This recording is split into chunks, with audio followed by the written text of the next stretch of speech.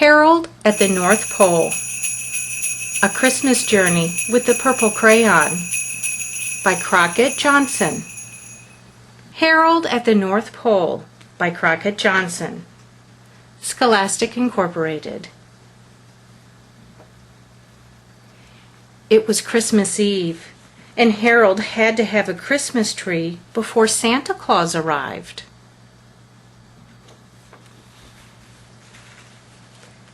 So, in a warm woolen cap and mittens, with his purple crayon and the moon, he set off for the North Woods. Harold made sure he went north by the Big Dipper. He was glad it happened to be a clear, starry night.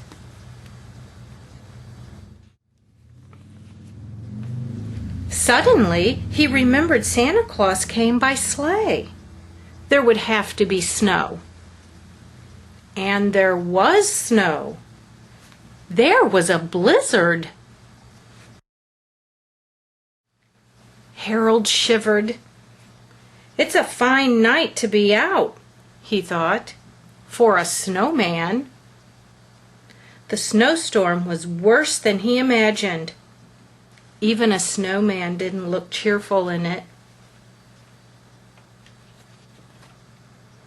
Harold gave the snowman a muffler to wear. And, happily, the storm finally was showing signs of letting up. The snow stopped falling, but it lay in big drifts. It covered everything. From the looks of things, Harold thought, he might very well be at the North Pole.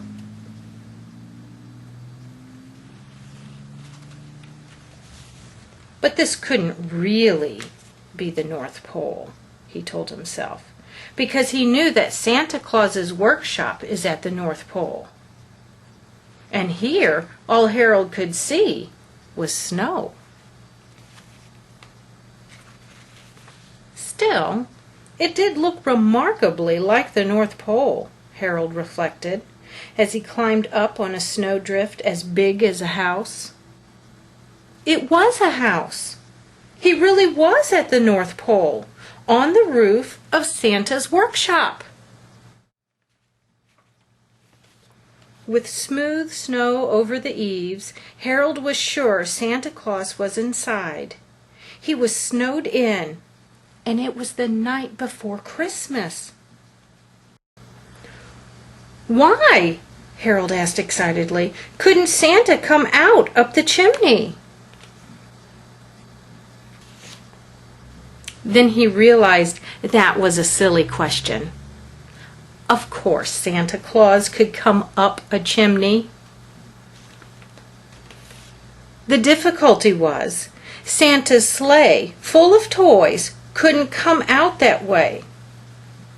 Harold thought.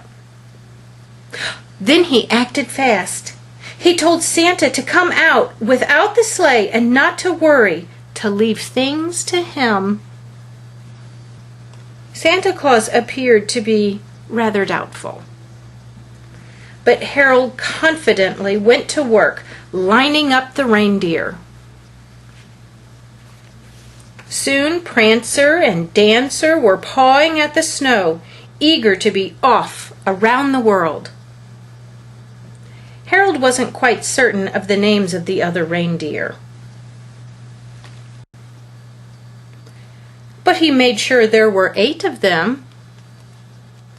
They were all handsome and spirited animals. And if they weren't exactly in the right order, none of them complained. Harold harnessed them with no difficulty.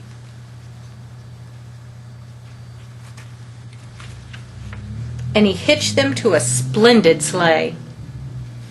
It had a comfortable seat for Santa Claus. And it had room for a sizable bag of toys. He generously filled the bag to overflowing.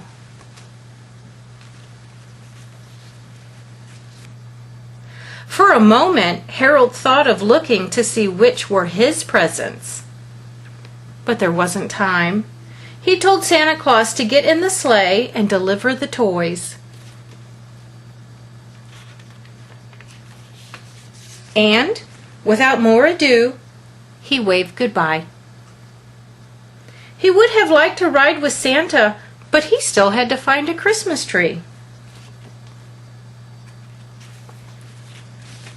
And he had to get it home and decorate it too before Santa got there. He looked everywhere for a Christmas tree, but all he could see was the moon. He wondered how the moon would look on top of a Christmas tree as an ornament. It looked fine over the tree, and the tree also looked fine under the moon. It was just the tree he had been looking for. Now the only problem was to get it home. It had to stand in the living room between the fireplace and the big soft chair. Fortunately, the tree fitted in perfectly. Harold hung up one of his stockings on the fireplace mantel, and he climbed into the big soft chair to wait for Santa Claus to arrive.